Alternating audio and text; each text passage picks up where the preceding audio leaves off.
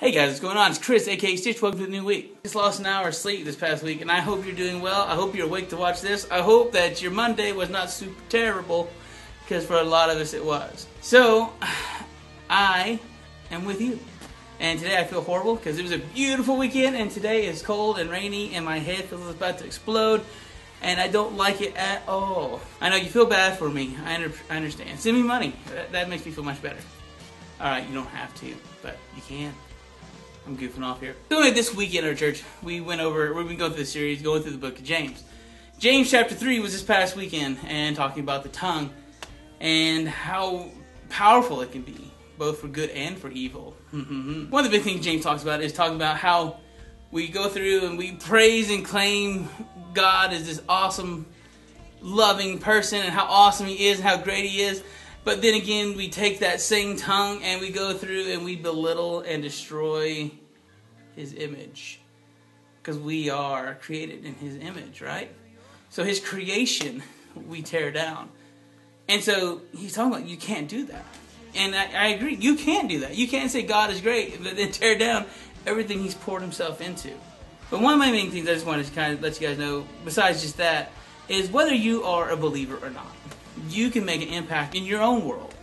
Yeah, you may not make the papers, you may not make history books or anything, but you'll make it into somebody's life, and their own book, their own story, by just impacting, by loving somebody, by impacting them, by using the tongue for a good thing, by encouraging people instead of tearing people down. But yeah, I know, tearing people down is so much easier, Chris, and it's so much fun when we get together, our friends, and cocktails, and eat cocktail weenies and stuff like that. But the thing is, guys, it's not. It's an easy way to go, yes, and it's hard to stand out from others, especially our peers and friends that have this attitude that they think they're better than everyone else.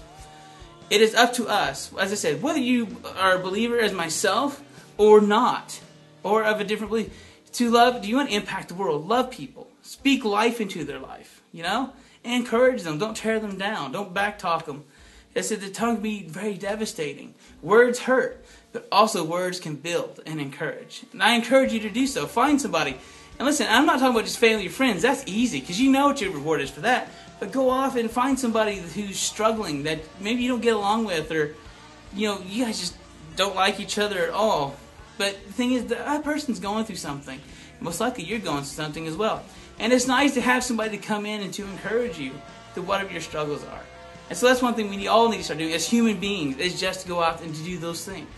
And more than that, when you look at James, don't just say things. Don't just bless people. Don't just, I hope things get better for you.